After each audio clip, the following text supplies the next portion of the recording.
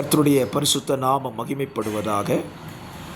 ஆசீர்வாதமான காலவேளையிலே ஒரு நிமிட தேவ செய்திக்கு உங்களை அன்புடன் அழைக்கிறேன். பரலோக ராஜ்யம் யாருக்குரியது?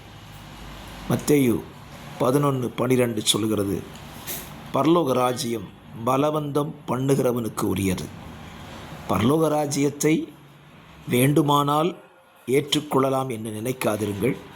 நீங்கள் பரலோக ராஜ்யத்தை பலவந்தம் பண்ணினால் அது உங்களுக்கு சொந்தமாகி மாறும். இந்த காலங்கள் பரலோக ராஜ்யம் பலவந்தம் பண்ணப்பட்டு கொண்டிருக்கிறது. நீங்கள் அதை பலவந்தமாய் பெற்றுக்கொள்ள இந்த நாளிலே தீர்மானியுங்கள். வேண்டா வெறுப்போடு கூட பரலோக ராஜ்யத்தை தேடாதிருங்கள். விருப்பத்தோடு அதை அடையும்படி தேடுங்கள். அப்பொழுது பரலோக ராஜ்யம் உங்களுக்கு சொந்தமாய் மாறும். இந்த வார்த்தை இன்றைக்கு உங்களை தேவனண்டை சேர்க்கட்டும் என்று நம்பி உங்களை வாழ்த்துகிறேன். ஆமேன்.